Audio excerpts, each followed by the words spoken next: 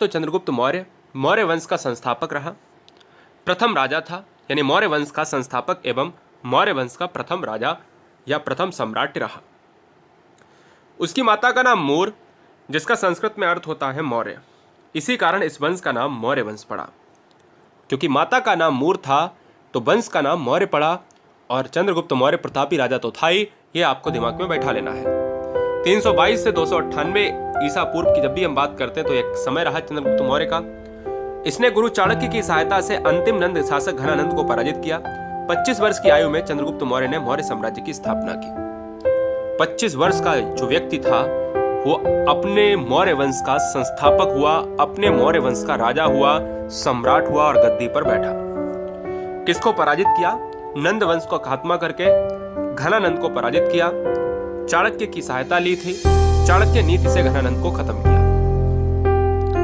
ब्राह्मण साहित्य, जिसको पुराण आदि कहा जाता है, ब्राह्मण साहित्य में पुराण आ सकते हैं, वेद आ सकते हैं, वेदांग आ सकते हैं, ठीक है ना, तो सारी चीजें आ सकती हैं। तो ब्राह्मण साहित्य में पुराण आदि चंद्रगुप्त मौर्य को शूद्र, बौद्ध एवं जैन ग्रंथ, क्षत्रिय तथा विशाखदत्त कृत मुद्रा राक्षस वृषल कुल का बताते हैं। मतलब कह रहे हैं कि ब्राह्मण साहित्य ये कहते हैं कि चंद्रगुप्त मौर्य कैसा था? शूद्र था। बौद्ध एवं जैन ग्रंथ कहते हैं कि यह क्षत्रिय था। विशाखदत्त कृत जो है, विशाखदत्त की जो मुद्रा राक्षस पुस्तक है, वो ये कहते हैं वृषल था। वृषल का मतलब निम्न कुल का था। समझ गए ना? तो ये दिमाग में बैठा लो कि 3-4 चीजें बताई हैं कि ब्राह्मण लोग क्या कहते थे कि शूद्र था, बौद्ध एवं जैन कहते थे कि क्षत्रिय था, विशाखदत्त की पुस्तक मुद्रा राक्षस कहती है कि वृषल यानी निम्न कुल का था। तो ये दिमाग में बैठा लेना है।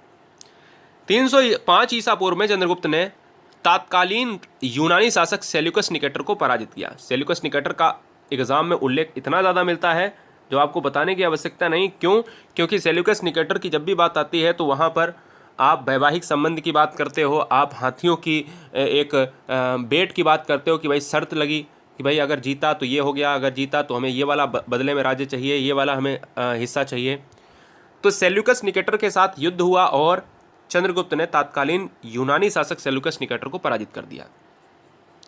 संधि हुई। संधि हो जाने के पश्चात सेल्यूकस ने चंद्रगुप्त से 500 हाथी लेकर बदले में हेरात, अराकोसिया, जेंड्रोसिया और पेरिपेनेस्टिया, जिसको काबुल कहा जाता है, उसके कुछ क्षेत्रों के भाग दिए। संधि जब हुई तो सेल्यूकस ने चंद्रगुप्त से यानी मौर्य वंश का संस्थापक चंद्रगुप्त जो राजा था उससे 500 हाथी लिए और बदले में हेरात दिया, कंधार दिया, काबुल दिया। ये दोस्तों 3 बहुत ही ज़बरदस्त एग्जाम में पॉइंट पूछे गए। एरिया को हेरात कहा गया, कांधार को अराकोसिया कहा गया, काबुल को कहा गया जेट्रोसिया और पेरिपेनेस्टाई। ठीक है। दोनों देशों के बीच वैवाहिक संबंध भी स्थापित हुए। आपको पता है कि वैवाहिक संबंध स्थापित हुए थे तो उन्होंने क्या दिया था दहेज में, इसकी भी हम बात कर लेते हैं। जिस समय सेल्यूकस निकेटर हारा, सेल्यूकस ने अपनी पुत्री का विवाह चंद्रगुप्त से करके उपरांत 4 प्रांत दहेज के रूप में दिए। सेल्यूकस ने अपनी पुत्री का विवाह चंद्रगुप्त से ही करा दिया और दहेज में 4 प्रांत दे दिए। तथा मैगस्थनीज ने चंद्रगुप्त और सेल्यूकस के युद्ध का वर्णन एपियानस ने किया। ध्यान दीजिएगा, एक आपने सुना होगा कि जो मैगस्थनीज की पुस्तक है उसका नाम इंडिका है, उसकी भी हम चर्चा करेंगे। चंद्रगुप्त मौर्य का साम्राज्य उत्तर पश्चिम में ईरान, उत्तर पश्चिम का मतलब आप समझते हो ना, उत्तर पश्चिम ये वाला पार्ट, उत्तर पश्चिम में ईरान, फारस से लेकर पूर्व में बंगाल तक, ये आपका बंगाल वाला पार्ट है ये वाला, ठीक है ना, बे ऑफ बंगाल की पार्ट की बात करते हैं।